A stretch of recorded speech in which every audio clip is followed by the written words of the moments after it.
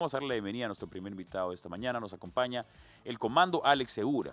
¿Por qué está el comando Alex Segura? Se preguntarán acá. Bueno, porque se han cumplido 28 años de la histórica operación militar Chavín de Huántar. Aparte de que no se necesita que se cumpla un año más de esta histórica operación, porque siempre es importante recordar lo que sucedió, recordar la historia bien contada, no la historia mal contada que de manera tendenciosa las izquierdas, ya sea la terrorista, la comunista, la socialista o la progresista, quieren imponer sobre todo en los más jóvenes, en los chicos, en los colegios, en los niños, en el kinder, en la universidad, en todas partes de la academia, de las artes, de la cultura. Se trata de tergiversar la historia para perjudicar y para criminalizar a los verdaderos héroes que son los miembros de las Fuerzas Armadas y los miembros de la Policía Nacional. Alex Segura, comando de Chavín de Huántar, está con nosotros. Alex, siempre un placer conversar contigo. Bienvenido a Radio Betel 100.1 FM. ¿Qué tal, Pancho? Buenos días, muchas gracias por la invitación. Bien, me comentabas cuando estábamos tomando una infusión en el cafetín hace unos instantes que esta semana ha sido, por supuesto, llena de eventos para ustedes, porque como suele llevarse a cabo, hay un aniversario y una ceremonia.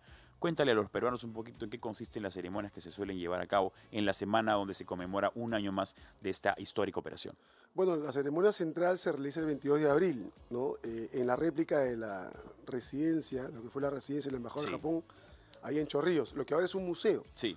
Un museo que la gente debe conocer y debe ir para conocer la verdad de la historia. La única verdad, ¿no? La verdad es una sola. Exactamente. No se puede tergiversar, no se puede maquillar, no se puede reescribir. La verdad es una sola y la historia es una sola. Es un lugar donde creo que los chicos, sobre todo los escolares, deben ir a asistir y enterarse un poquito de la historia de su país, ¿no? Sí, yo estuve justamente hace, ¿cuánto será? Un mes y medio más o menos. Tuve la oportunidad de ser invitado justamente por Alex y por el equipo de personas que trabajan ahí. Y fue un sábado, una mañana, un sábado que para siempre voy a recordar porque fue una experiencia emotiva, pero necesaria, muy necesaria. Yo nunca tengo vergüenza en aceptar cuando me quiebro o cuando las emociones me ganan y efectivamente ese es un espacio donde las emociones me ganaron por un momento porque uno siente verdaderamente, aparte, quien guía este tour, para ponerlo en algún término, es el propio Alex Segura, el comando, ¿no? Quien nos cuenta de primera mano cómo fue su propia experiencia en aquella operación del comando Chavín de Huántar. Es algo que tal vez los peruanos no estamos acostumbrados a sentir o estamos acostumbrados a escuchar porque lo vemos tal vez un poco de manera lejana, ¿no? Hemos estado acostumbrados a verlo en televisión o a escucharlo en la radio, pero una cosa distinta es vivirlo en un espacio tan parecido además como es la réplica que han hecho en Chorrillos. Sí, casi exacta. Algunos pequeños detalles que difieren, pero eso no... en realidad es una réplica muy exacta. Y solamente para hacer una puntuación ahí, el museo tiene sus propios guías, pero en ocasiones especiales a veces me lo solicitan y yo con toda amabilidad voy y hago la guía. No, fue muy interesante, ¿no? Pues escucharlo de primera mano, todos los momentos de prácticamente el minuto a minuto, ¿no? Porque Alex estuvo ahí, Alex fue parte del comando, ¿no? Que había diferentes equipos. ¿Tú fuiste parte de qué equipo eras? Alfa 3. Yo tenía la responsabilidad de dominar las primeras 4 habitaciones ingresando por la puerta principal, luego de hacer el brechado en la puerta principal. Y como integrante del grupo Alfa, que tenía la responsabilidad del primer piso, yo era parte del equipo 3 del grupo Alfa. Sí. Tenemos justamente una nota que han preparado acá en el equipo, quienes estuvieron en el museo esta semana. Pudieron tomar fotos, videos y seguramente vivir la misma experiencia que tuve la oportunidad de vivir yo. Vamos a ver la nota para escuchar o para ver a aquellos que nos siguen de manera audiovisual. ¿Cómo se derrota una amenaza terrorista sin margen de error? Chavín de Huántar, la operación que le dio la vuelta al mundo por lo exitosa que fue. Hoy, después de 28 años, este 22 de abril, recordamos a los héroes de la democracia que arriesgaron sus vidas para salvar a los 72 rehenes secuestrados por el movimiento revolucionario Túpac Amaru y aquellos quienes ofrendaron su vida. Chavín de Huántar, la operación que marcó el quiebre del terrorismo en el Perú. Estamos aquí, presentes, los integrantes de la operación de rescate de rehenes Chavín de Huántar, firmes con nuestra mística militar y el amor por la patria, con la misma energía y voluntad de entrega total. El 22 de abril de 1997, el Perú ejecutó una operación militar que cambió su historia reciente. La misión: rescatar a 72 rehenes en manos del grupo terrorista Movimiento Revolucionario Túpac Amaru. El resultado: éxito absoluto. ¿Cómo se logró? ¿Qué hizo exclusiva a la Operación Chavín de Huántar? Por ello, ante Dios, nuestro Señor, frente a nuestra sagrada bandera y nuestros familiares, bajo el marco de la imponente réplica de la residencia del embajador de Japón, lugar de ensayo de la magistral y más importante operación de rescate de rehenes. El 17 de diciembre de 1996, durante la celebración del natalicio del emperador de Japón en Lima, 14 miembros del MRTA ingresaron a la residencia del embajador y tomaron a más de 500 rehenes. 14 terroristas de esta agrupación terrorista ingresaron violentamente a la residencia y toman de rehenes a todos los asistentes de este evento, dentro de los cuales se encontraban altas autoridades políticas del Estado, diplomáticos, funcionarios públicos, militares, policías y empresarios. Con este vil acto, el país entraba trágicamente en la esfera mundial y con ello atraía la atención internacional por la magnitud y la grave naturaleza de este hecho. La respuesta no fue improvisada. El Comando Conjunto de las Fuerzas Armadas del Perú desarrolló una estrategia de intervención quirúrgica. La clave: túneles subterráneos inspirados en la arquitectura de Chavín de Huántar, construidos para acercarse a la residencia sin ser detectados. Se entrenaron en una réplica exacta del lugar, lo que permitió una preparación milimétrica. Las ventanas estaban muy coberturadas, muy protegidas por los terroristas, que estaban siempre al pendiente de que cualquier avispo de la policía, cualquier intriga que les podría generar, estaban listos para poder abrir fuego.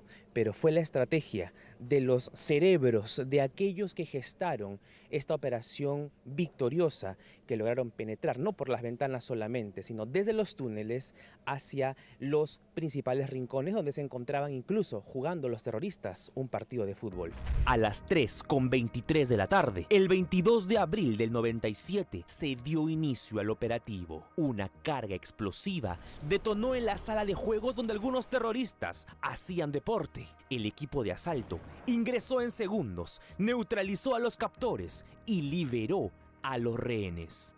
En menos de media hora, la crisis estaba resuelta. El operativo tuvo un costo humano al entregarse el coronel Juan Valer y el capitán Raúl Jiménez hasta el último aliento por la paz. Fueron a través de estos túneles que se planificó estratégicamente en recordatorio a la cultura preinca Chavín de Huántar para que se pueda llegar hacia el momento de impactar sorpresivamente a los terroristas que tenían en ese momento el control de los 72 rehenes. Fueron por estos túneles donde los héroes de la democracia pudieron penetrar y llegar hacia la embajada y recuperarla en su totalidad. Donde 148 comandos de las Fuerzas Armadas del Perú llevaron a cabo una operación de rescate de rehenes que no solo liberó a 72 rehenes, sino que rescató y devolvió el espíritu y la esperanza a toda una nación que anhelaba libertad, paz y justicia. Hoy, Chavín de Huántar es estudiada como modelo de intervención en situaciones de rehenes. Sus protagonistas han sido condecorados y reconocidos como héroes de la democracia. ¿Qué enseñanzas nos deja esta operación hoy para el Perú? Chavín de Huántar demuestra al país que la planificación estratégica, la coordinación entre instituciones y la preparación táctica pueden desactivar incluso a las amenazas más terroríficas. Muchas gracias a Juan Diego Berna, reportero de Betel, por haber estado justamente en este museo conmemorativo, que además fungió, como bien dice la nota, como lugar de práctica para que estos 148 comandos fueran preparándose para la llegada del día, ¿no? El 22 de abril del 97. Eso es lo que también mucha gente no sabe, que es que el museo que el día de hoy se erige en Chorrillos para conmemorar aquella fecha, aquella operación, fue en su momento el lugar de práctica donde ustedes estaban. ¿Cuánto tiempo, cuántos meses, cuántas semanas fue?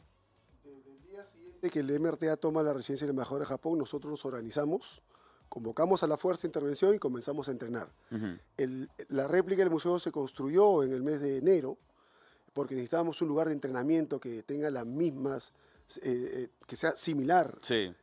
Se pidió los planos de la residencia y se erigió pues una casa a escala, Sí. ¿no? A escala real. Pero acá hay un dato curioso, porque nosotros no esperamos que se termine toda la residencia para poder entrenar. Recuerda que habíamos 2 equipos Sí. o 2 grupos de asalto que teníamos la responsabilidad, uno del primer piso y el otro del segundo piso. Entonces, construimos el primer piso, bueno, lo construyeron el primer piso, y paralelamente en otro sector se construyó el segundo piso, Sí. la segunda planta. De tal manera que el grupo Alfa y el grupo Delta puedan entrenar de manera simultánea. Al mismo tiempo. Claro, claro. Me comentabas tú también que todo esto acá era, por supuesto, secreto, ¿no? Sí. Incluso tus familiares decían, ¿a dónde estás yendo? ¿A dónde te Sí. vas? ¿No? Porque ya está tarde, que te veo un poco tenso. Estábamos en realidad en la movilidad, no salimos en Navidad un 50% y en Año Nuevo el otro 50%. Estábamos en el cuartel entrenando todos los días, a cualquier hora del día, podía ser mañana, tarde, noche, madrugada. Ujú. El entrenamiento consistía, era completo, o sea, hemos hasta nadado a mar abierto para tener digamos, resistencia. Hemos hecho hasta aeróbicos, habremos disparado cada uno unos 10.000 cartuchos por hombre, Sí. ¿no? Para llegar a una precisión 100% efectiva y luego comenzar a trabajar en habitaciones con diferentes tipos de situaciones, con siluetas de doble silueta, ¿no? Rehén terrorista, Sí. globos de diferentes colores, Ujú. para bajar los tiempos, porque no podíamos conseguir que haya un margen de error. Claro. O sea, el margen de error tenía que ser 0. Tiene que ser 0, ¿no? Ahora, tú mencionabas que parte del objetivo de tu grupo era, bueno, yo lo sé porque aparte cuando estuve presente hiciste un poco la simulación, ¿no? Pero para aquellos que tal vez no han tenido todavía la oportunidad de ir, pero tienen que ir al Museo Chavín de Huántar, ustedes entraban por la puerta principal y ¿cuál era el objetivo? Era neutralizar a las personas que estaban en el primer piso. Claro, la misión de mi equipo, del Alfa 3, era ingresar por la puerta principal haciendo un brechado en la puerta principal. ¿Qué es un brechado? Es un hueco, hacer una explosión, de tal manera que nos permita a nosotros ingresar por ese agujero que lo hace el explosivista y dominar las 4 primeras habitaciones, ¿no? Sí. O sea, las 2 habitaciones de la derecha y las 2 de la izquierda. O sea, asegurarse de antes la que no y hay teníamos ningún... que limpiar el primer piso de tal Sí. manera que la gente que venía por la puerta principal del grupo Delta Ujú. pueda entrar sin problemas y sin resistencias hacia el segundo piso, que es donde estaban los rehenes, Sí. ¿no? Esa era la responsabilidad y la misión del equipo Alfa 3. Ujú.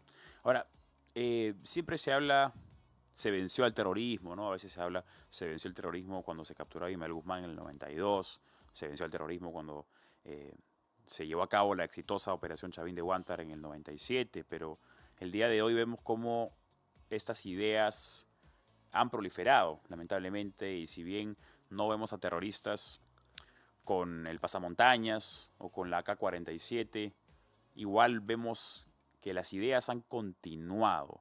¿O tú ves una semejanza todavía con el presente y el pasado? Yo lo que creo que ha habido mucha inacción de los gobiernos anteriores, ¿no? Teníamos que erradicar de arranque estas ideologías nefastas que han hecho mucho daño al país, que han traído sangre, destrucción, muertes.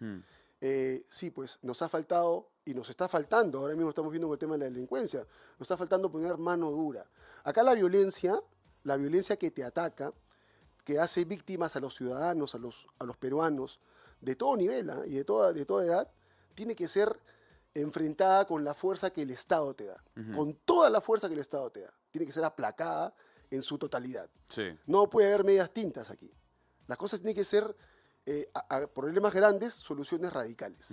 Entonces, si uno va a estar con medias tintas para enfrentar la delincuencia o las ideologías comunistas, entonces le va a quedar este tipo de remanentes, este tipo de ideologías que todavía no terminan de morir, ¿no? Y va a quedar siempre gente que ha sido engañada porque no hemos puesto la fuerza necesaria desde los colegios para poder combatir estas ideologías.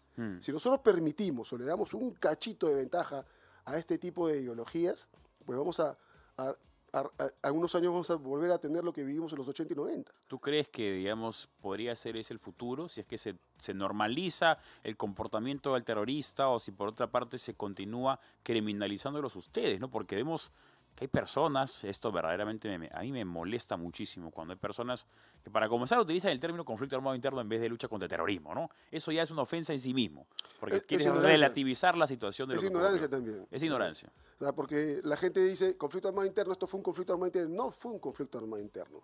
El conflicto armado interno intervienen dos fuerzas beligerantes que tienen que cumplir ciertas normas contempladas en los convenios de Ginebra y los convenios del derecho internacional humanitario. Si esas fuerzas beligerantes y plenamente identificadas, organizadas, no cumplen estas normas, no puede llamarse un conflicto armado interno. Sí. De ninguna manera. Porque no cumplen las normas del derecho internacional humanitario.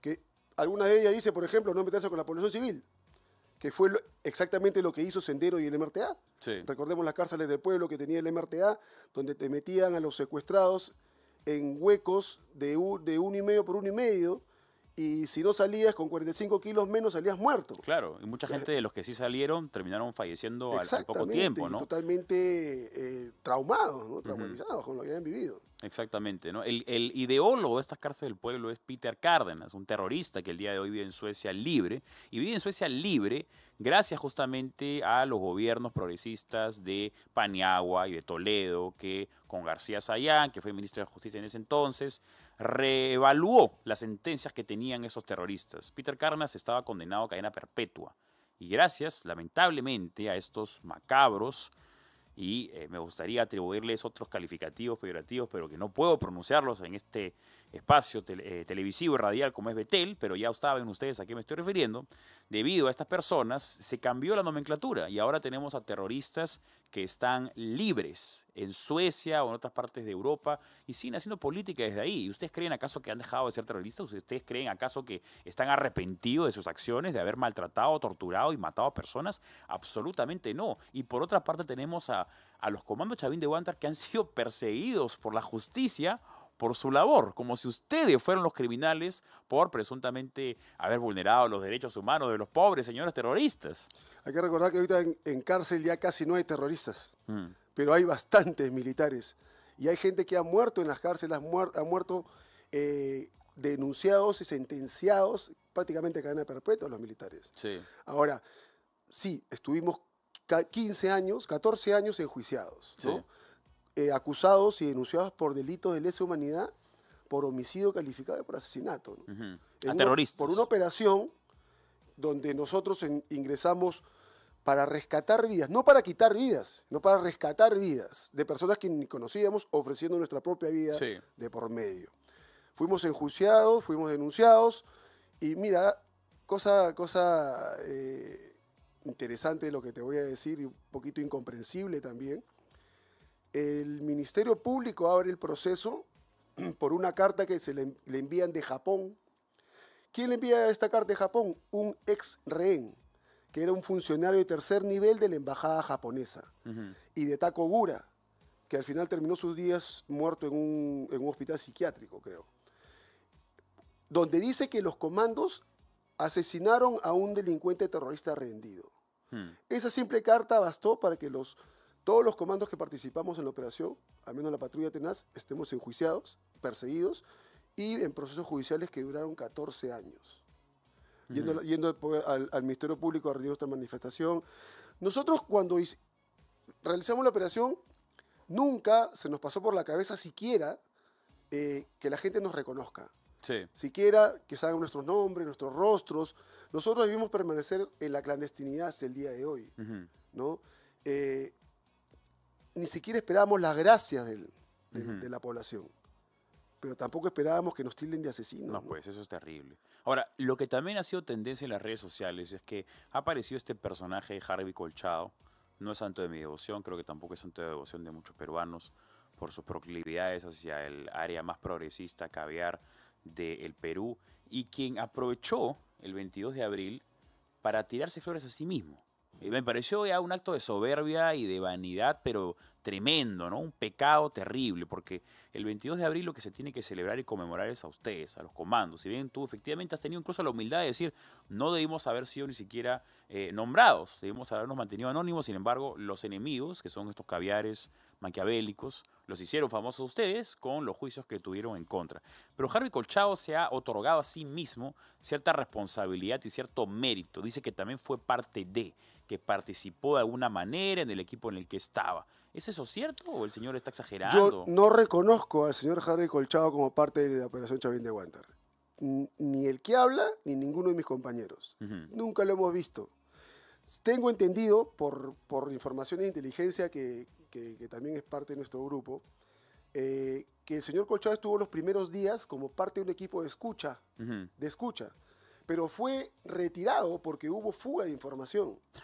O sea, lo sacaron a él los primeros días, a él y no sé si a él solo o al grupo de un grupo de policías que estuvieron por ahí, pero ahí tomó el control del servicio de inteligencia total del tema. Sí. O sea, hasta donde sé yo, no hubieron policías ni siquiera en el servicio de inteligencia, salvo esos primeros días. Sí.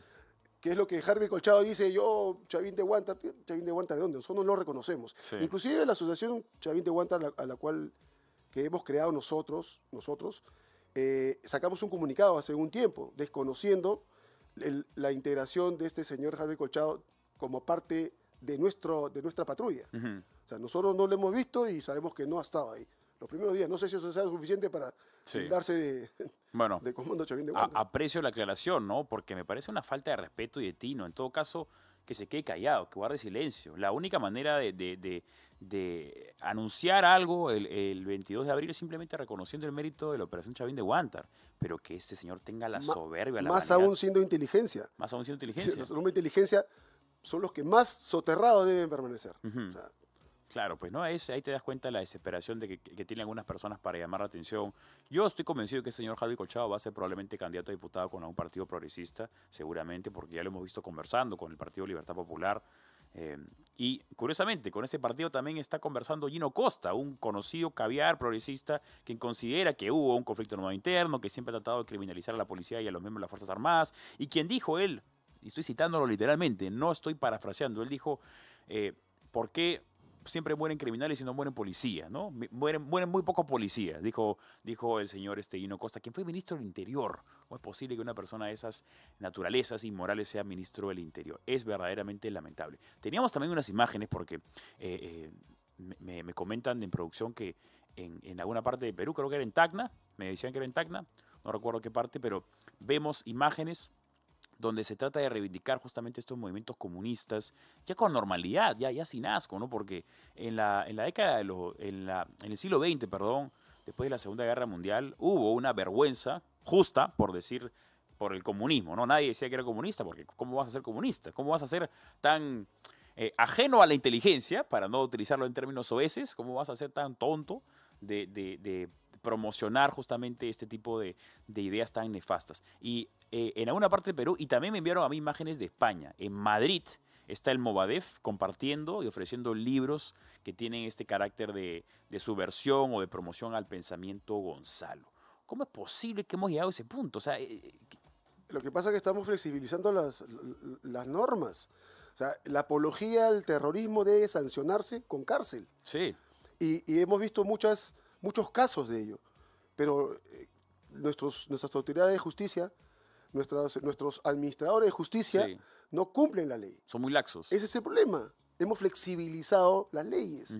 O sea, estamos diciendo, bueno, le están dando oportunidades a que esto nuevamente surja. Y es ahí donde tenemos que tomar la sartén por el mango y hacer lo que está escrito, cumplir lo que dice la ley. Simplemente es eso. Simplemente es eso. Una pregunta también que me surgió cuando estaba viendo la nota, ¿no? ¿Cuál fue la clave, si tuvieras que resumirlo así brevemente, ¿no? O identificar una de las claves o una respuesta corta? ¿Cuál fue la clave del éxito de la Operación Chavín de Huántar?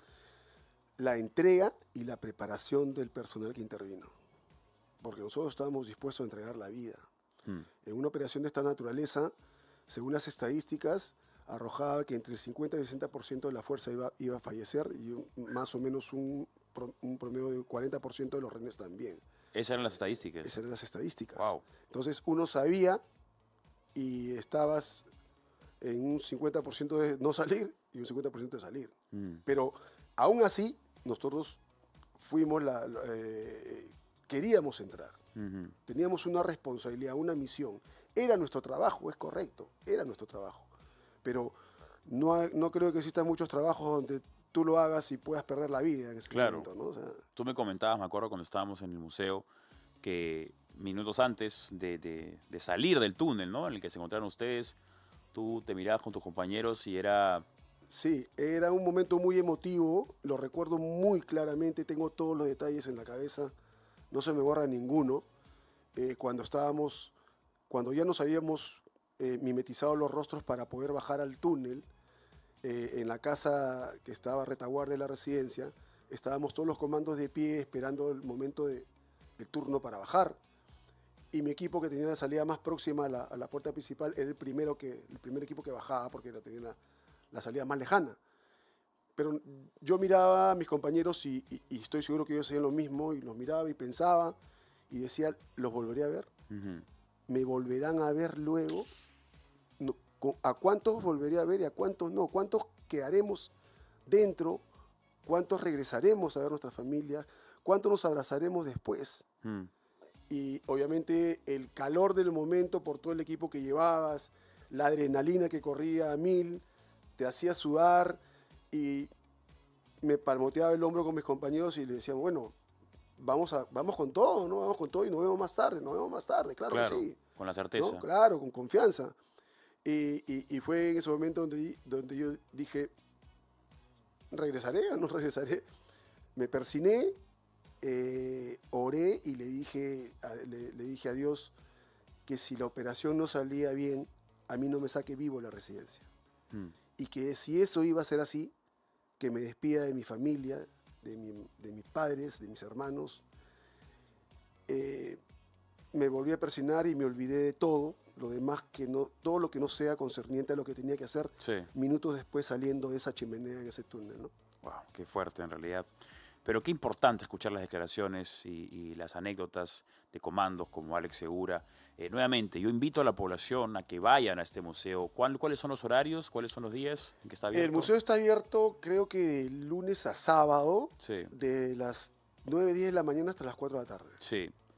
Pueden encontrar también en Instagram, si mal no recuerdo, está como Comando Chavín de Huántar, ¿no? Pueden encontrar el museo. Museo Contemporáneo Chavín de Huántar. Así es, Museo Contemporáneo Chavín de Huántar, pueden buscar en internet. Es importante, ¿no? Tú me dices que hay colegios que sí van, pero esto debería ser obligatorio, ¿no? Así como hay colegios o universidades que van al LUM o al Ojo que Llora, que debería ser una vergüenza eso de ahí, debería ser obligatorio que desde niños vayan los peruanos a el museo que conmemora justamente la Operación Chavín de Huántar, para que sepan verdaderamente qué ocurrió y para que tengan ese orgullo por los comandos, como Alex Segura, para que tengan ese orgullo por la bandera del Perú, por las Fuerzas Armadas. Es terrible, honestamente, cómo es que se ha tergiversado y se ha tratado de criminalizar las acciones de los honorables y valientes comandos de Chavín de Huántar. Hemos tenido un evento en el LUN el día martes a las 4 de la tarde en el auditorio. Nos pasaron un documental, unos colectivos patriotas hicieron un documental de justamente todo este proceso judicial, ¿no? Con algunas digamos, relatos o vivencias de algunos comandos que hemos participado en este documental. Así que el LUN prácticamente ya le hemos tomado nosotros para... Qué bien. Para rendir homenaje a los que realmente se merecen. La cordura entonces ha vuelto al LUM, que debería ser un lugar, claro, es el lugar de la memoria, pero ha sido la memoria equivocada. Felizmente ya está volviendo a la memoria correcta. Alex Segura, Comando Chavín de Huántar, estuvo con nosotros. Alex, siempre un placer y un honor conversar contigo. Muchas gracias, Pancho, por la invitación. Una pequeña pausa y regresamos con Enrique Valderrama, él es analista político, para hablar de coyuntura nacional, dónde vamos a parar antes de que termine este gobierno, elecciones, criminalidad, en fin. Con Enrique Valderrama se puede hablar de todo, un poco y más. Pausa y regresamos.